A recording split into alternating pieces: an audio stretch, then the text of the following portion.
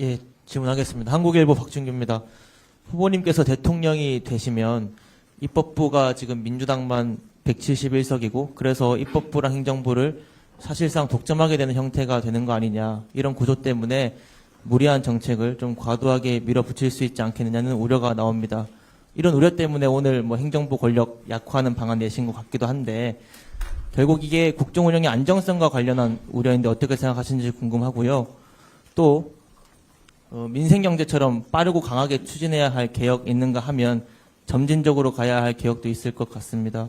시간을 두고 추진해야 할 개혁 어떤 것 생각하시는지, 검찰개혁과 사법개혁은 어느 쪽에 해당하는지 궁금합니다. 뭐 쉬운 질문부터 답을 드리면 저는 행정 또는 국정 집행에서 명확하게 정하는 원칙이 있어요. 저는 무슨 일을 하든 공무에 관한 한은 쉽고 간단한 일부터 빨리 최대한 많이 한다. 이게 제 입장이에요.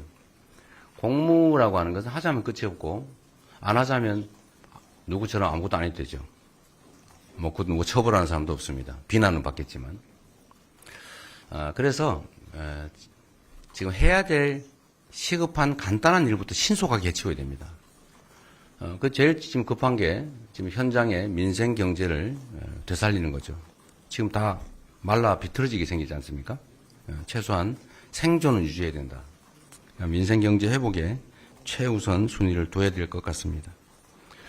제도 개혁이나 뭐 특히 사법 개혁, 경찰 개혁, 검찰 개혁 중요하죠. 뭐 수사권 조정이든 뭐 다 중요한데 여기에 지금 뭐 조기에 주력해서 힘을 뺄 상황은 아닌 것 같아요. 지금은 모든 에너지를 초기에는 경제 회복, 민생 회복에 둬야 된다. 그리고 너무 국민들이 많이 분열되고 대립 갈등을 겪고 있기 때문에 국가적 에너지를 다 모아서 이 난국을 타개해야 되는데 이 급하지 않은 갈등적 사안들에 집중하면 이 에너지를 모으기가 쉽지가 않아요. 소위 사회 통합이 쉽지가 않습니다. 그렇기 때문에 좀 갈등적 요소가 적은 시급한 우리 국민들의 민생과 관련된 삶과 관련된 것에 우선적으로 집중하겠다 이 말씀을 좀 드립니다. 뭐 사법개혁 문제는 거기에는 속하지 않는 것 같아서 답을 드렸는 것 같고요.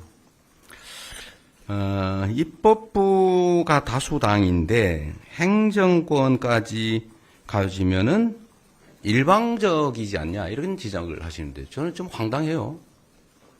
지금까지 여대 야소가 대한민국 헌정사의 대부분이었어요. 야당 숫자가 다 적었어요. 그렇지 않습니까? 야당이 많았던 게 이번에 얼마 안 돼요.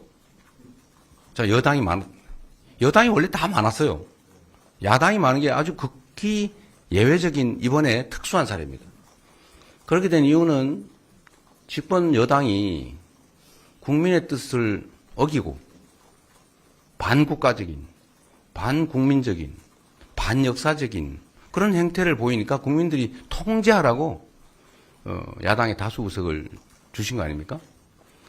그런데 행정도 엉망을 하고 심지어 계엄으로 군사 쿠데타까지 일으켜서 자기 권력을 더 강화하겠다. 이 못된 권력을, 이 무책임하고 이 무관심하기까지 한, 민생과 국민의 무관심하기까지 한, 그러면서도 자신들의 사적 이익을 위한 그 권력을 영구적으로 무한대로 키우겠다. 이러니까 지금 바꾸는 중 아닙니까? 그러니까 집행 권력과 입법 권력을 왜 동시에 갖느냐. 동시에 갖는 게 문제다. 이런 전제로 말씀하시는 것은 매우 부적절하다. 그게 국민의힘의 주로 주장 같아요. 그렇게 하면 그러면 여대 야소가 아니라 여소 야대가 그러면 정상 상태냐? 일이 안 되잖아요. 일이 안 되는 것보다는 일이 되는 게 낫죠.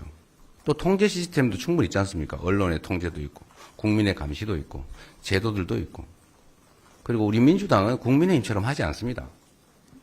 국민의힘처럼 국민의 뜻을 어기고 역주행을 해가지고 국민으로부터 미움받는 그런 바보짓을 왜 하겠어요? 저는 술 좋아하지 않습니다. 우리 가족들 부정부패 저지르지 않아요. 저도 부정부패 그런 거 하지 않습니다.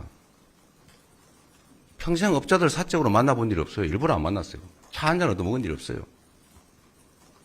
철저히 관리해서 제 주변 사람들이 실제 부정부패를 저지르거나 범죄에 연루돼서 이렇게 막아야 되는, 권력을 이용해서 막아야 될 그럴 일 없습니다. 그거 왜 하겠어요? 어떻게 하면 국민들한테 더 나은 환경을 제공해서 국민들로부터 칭찬받을까?